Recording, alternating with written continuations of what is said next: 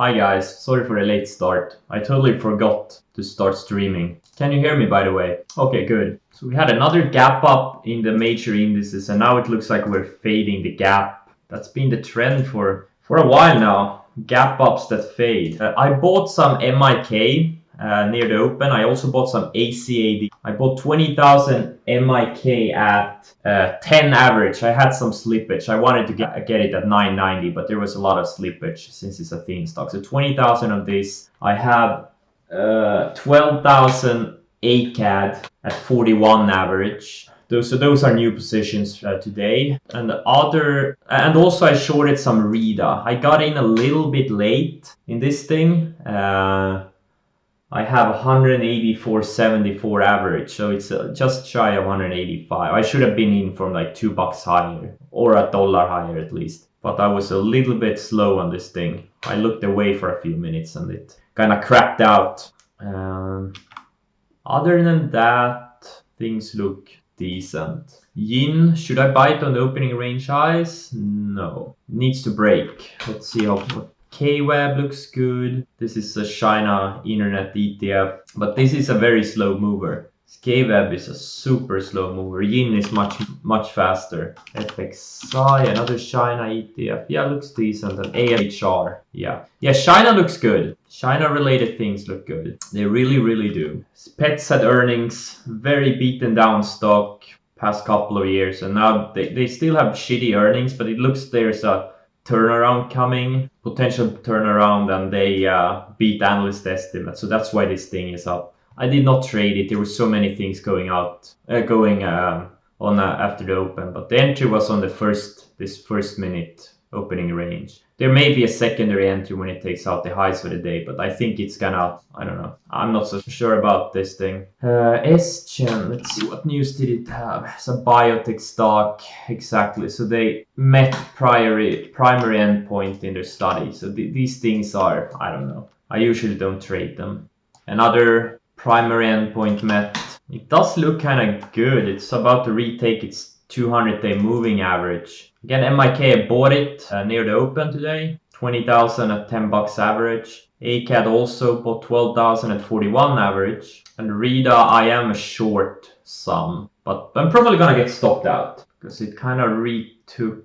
Yeah, it dipped a little bit and kind of held the rising moving average. It's still surfing this purple line. Very strong. My thesis is this thing is up 1, 2, 3, 4, 5, 6, 7, 8 days in a row. It's gonna have a red day eventually. And it's kind of, it's up 132% in 8 sessions. It's gonna have a red day eventually. Question is it today? Let's see. A lot of things on my watch list were up initially with the market gap up, and now they're slowly starting to fade back.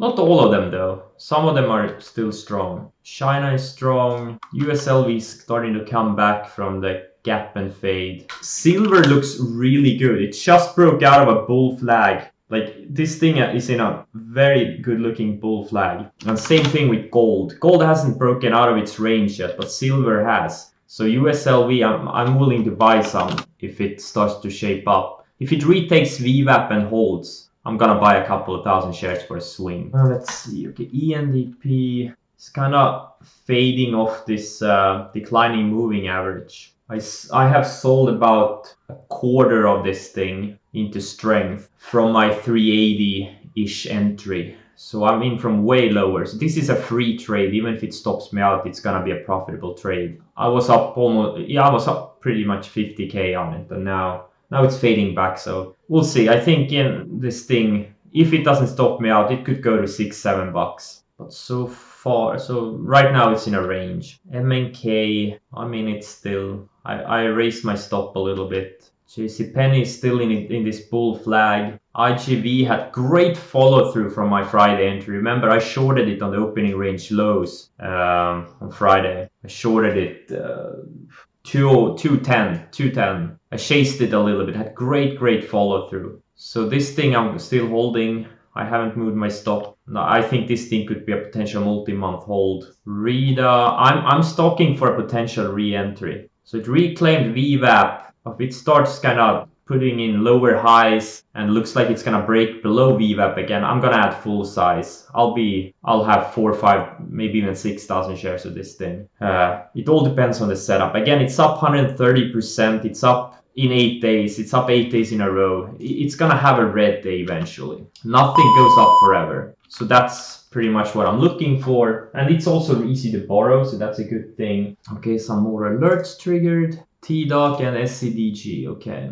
Yeah, the solar stock SCDG is super strong. Another solar stock, EMPH, that I was long for many months and it stopped me out below this 50-day. Or was it when it broke up below this pivot here that it stopped me out? I don't remember where I got stopped out, to be honest. But I did overstay on it, unfortunately. Okay, OPK fading and it's declining 200-day. This HAL is coming off lows with some news, but there's nothing really here. This RAD is another beaten down stock, down a lot in the past 3-4 years, and now it's kind of bottoming. It's building a little bit of a triangle pattern here off the lows, just below its declining 200-day moving average, which has been a resistance area for at least 3 years. So this is another one I'm stalking. This NAK, TNK, and a couple of other shippers are kind of flagging. They're weak today, but they're building flag patterns. Something I keep an eye on, but they're not ready yet. Oh wow, ACAD having nice follow through. Again, I'm long 12K at 41. I chased it a little bit. I probably should have bought it a bit earlier, but there were so many things going on and I kind of missed it.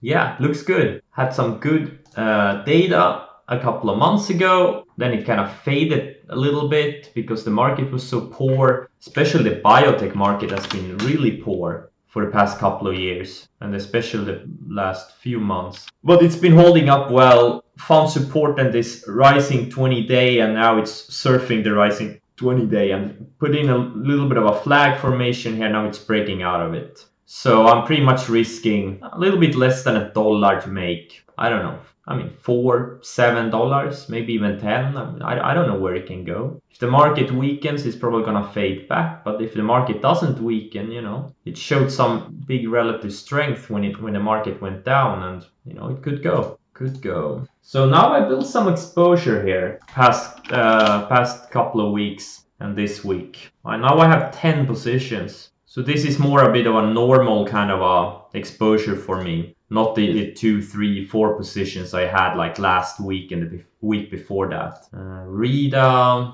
yeah, now it's fading. I'm gonna cover some Rita. I'm gonna cover some small, tiny. I'm also gonna try to short some more if it pops back to VWAP.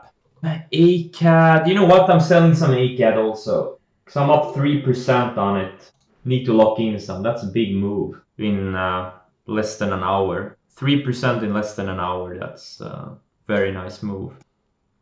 Yeah, RLGY looking great. And look at the chart. I mean, look at the 60-minute, or even look at the daily chart. This thing has been building higher lows for 2 months. Just look at the chart. Look at this. Higher lows for 2 months. So it's kind of a no-brainer. And I initially bought it here when I started streaming, if you remember. But I got stopped out, I think, here for a small loss. And then it kind of kept going higher. So I rebought it here last week. A little bit higher, but I couldn't ignore the higher lows. Just couldn't. I had to rebuy it, even if it was higher. And this is similar action in MIK also, you know, building higher lows for over a month. Right now it's just shopping around, but I have my stops in on these lower highs. If it starts retaking these lower highs, I'm gonna I'm gonna stop myself out. I really do think this thing has $5 to $7 of additional downside today, and maybe even $10-12 on a swing basis. My case fading back a little bit from my entry. ACAT super strong. Okay, OPEC is about to go red, or not red, but this thing has gone down far too much to be an interesting stock. Let's see, SGN, nice volume. Wow, SGN, if you look at a longer term chart, this thing has been building higher lows for 3 years, and now it took out a little bit of a range. Been going sideways for a year, and now it's going higher on news. This thing could be a potential multi-month hold, definitely. But again, I don't really see an edge here for myself personally. Earnings season is coming up, so there will be a lot of earnings related trades, and I'm gonna focus on on those ones. Like biotech news, I have a hard time to have conviction on those things. I usually have better conviction on earnings.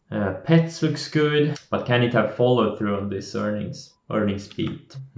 Guys, do you have any questions? Just ask. Main things that get your attention in the earnings report. Well, let's take an example. Let's look at some examples like Meili. Now this one I fucked up for some reason, but when you have these, longer term charts, when you have a stock that's been going up for multiple years and then going sideways for a long time, like this Meili was in early February when it reported earnings, and then it had a big beat. It beat analyst estimates. They had, decent growth rate. This is a large cap stock, so it's not necessarily, those are not necessarily growing explosively. And big estimates.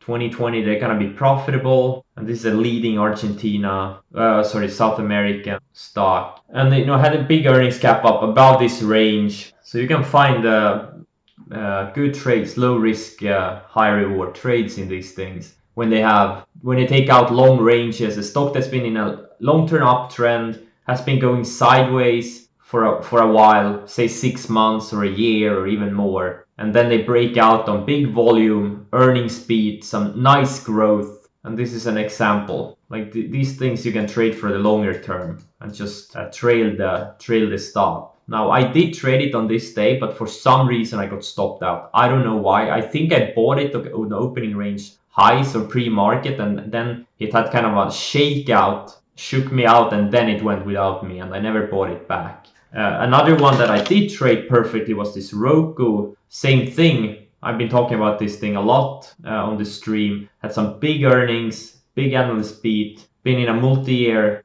kind of an uptrend, but it had big growth. Big analyst estimate, they beat analyst estimates, it just went, and the next earnings report the same thing. So that's what I'm looking for. Stocks that have been going sideways or have been kind of neglected for the past 6 months, a year, maybe even a couple of years, that are preferably in a longer term uptrend, and then they have an earnings gap up on big analyst beat. They have good growth, like revenue, earnings growth, and big volume. Those are the things I look for. Same thing in ENPH. So it's the same thing over and over again. And usually you can find 1, 2, 3, sometimes even more really good ones per earnings report. And I'm talking about large and mid cap ones. If you look at small and the micro cap space, there are even more. But I don't really trade the small and micro cap names anymore. So my accounts are way too big. I'll end up holding 30 positions, like if I would trade smaller stocks. That's why sometimes, or actually a lot of times, when I see something good in the small and micro cap space, I just ignore it because I can't trade everything. I can't be in everything. Okay, Rita bouncing back a little bit, I think. Okay, a little bit. So that's what I'm looking for in earnings during earnings season. I'm confident we are going to find a couple of good ones for you guys. Things where you can risk $1 to potentially make $30 or $50 over a period of months and maybe even quarters. I'm pretty confident we will find a couple of. Some we will miss trade. We will get shaken out. Some we will miss, and some we will trade perfectly. And that 1 or 2 that we trade perfectly is gonna pay for 50 losers. But you're probably not gonna have 50 losers to find that one you trade perfectly. You're maybe gonna have 5 losers. So there's a lot of money to be made if you know what to look for and with a little bit of patience. There is nothing magic about it. It's a very simple process. You need to do the same things over and over again. Yeah, so my Twitter stream has died now. Totally died off, which means there is nothing moving right now or things are in range. So there's definitely things I'm excited about. The next 3 to 4 weeks there's gonna be a lot of opportunities. Unless the market totally breaks down. But if it doesn't, there will be opportunities even if the market is not gonna go up. As long as the market doesn't go down a lot, there will be money to be made. So IPHI, if you remember, I was long it a couple of weeks ago, got stopped out I think I got stopped out on Friday actually for a small loss, but it's still holding. Look at this white line. It found support on this so many times, just perfectly. It's reporting in a couple of weeks. I have an alert set on it. If it breaks out again, even if it does it before earnings, I'm gonna buy this thing. Okay, SC, another big winner from this year. Big revenue growth. found support on its rising 200-day. Like, there's a lot of stocks like that. A lot of stocks that found support on their longer term rising moving averages.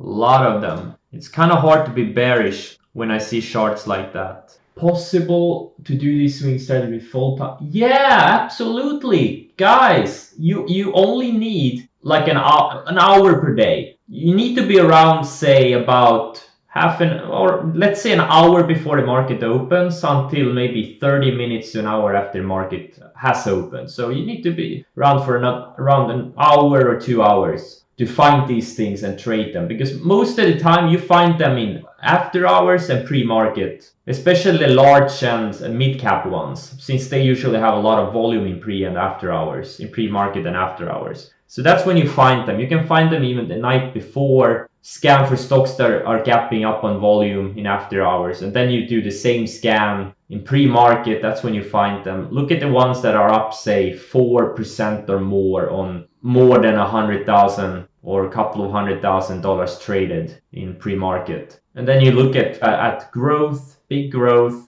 analyst beat, and a nice looking chart. That's all you need. All you need is to find 1, 2, 3 earnings season that you trade well. And that's gonna pay for so many losers. So there's not gonna be candidates every day, not even during the earnings season. Okay, MIK was close stopping me out, and now it looks like he wants to possibly has bottomed, hopefully. Oh my god, ACAT, so strong. Very good to see. This is how a good breakout looks like. Just goes. You feel like you chased it, and then it just keeps going higher on big volume. Or at least on decent volume. This thing definitely has above average volume.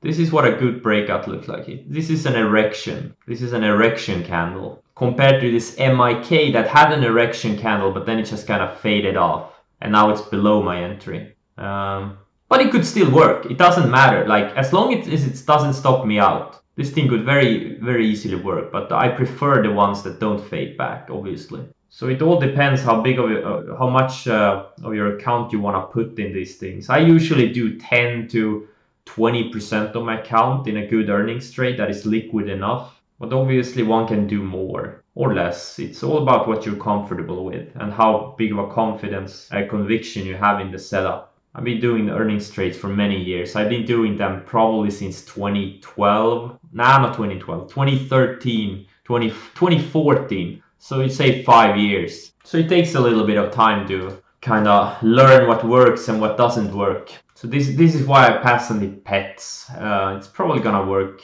just because I passed on it. It looks good today, but I don't know. I don't know. It does look a little bit of like a turnaround situation, but I'm not really confident in it. Another country that looks very strong, that's setting up nicely together with China, that's Brazil. And actually emerging markets overall, setting up really nicely. Swing trading, and especially kind of earnings trades that I do, the position trades in big earnings winners, you really don't need a lot of screen time to find and trade those. During earnings season, 1 to 2 hours per day of screen time. And then you set a stop and you don't have to look at it for months. Just hold it until it stops you out. And trade your stops, of course. Wow, ACAD, what a beast! I'm finally starting to get some traction. The past couple of weeks have been a little bit annoying. But now a bunch of things I bought had some multi-day and multi-week follow-through, like ENDP, well, not JCP, this one is still only up a little bit, but things like IGV, now it's kind of bouncing a bit, but it's still well below my entry. Tiva, well, this didn't go up a lot, but RLGY also straight up from where I bought it. I don't know, it feels a little bit like a character change. Maybe we are starting to shape up for another leg higher. You can't ignore the action in the indices. They're just so strong. We get a lot of negative data almost daily. There's this manufacturing data is bad, and all these trade wars and Brexit, and it's the economy softening up, blah, blah, blah, yada, yada. But indices are building higher lows. They're flagging. Price action tells me we're gonna go higher. So yeah, so today is kind of a slow, only 13 earnings. Tomorrow 60 earnings. Wednesday 105, Thursday 142, and Friday 29. And the next week is gonna be a lot heavier. On Wednesday next week we're gonna have 200 earnings, and on Thursday 190. And the week after that is gonna be pretty heavy also. So next 3 weeks or 2 weeks are gonna be kind of heavy, and then this week is there's gonna be a lot of like ADRs, like a lot of China, Brazil stocks reporting, and like smaller caps. They usually report a little bit later on this week and on this week. So even though they're gonna be light on US earnings, there's gonna be a lot of ADRs and foreign stocks reporting. So yeah, I'm gonna get into the habit of starting the stream earlier so we can find great trades if the market wants us to, that is. So thank you and have a great trading day.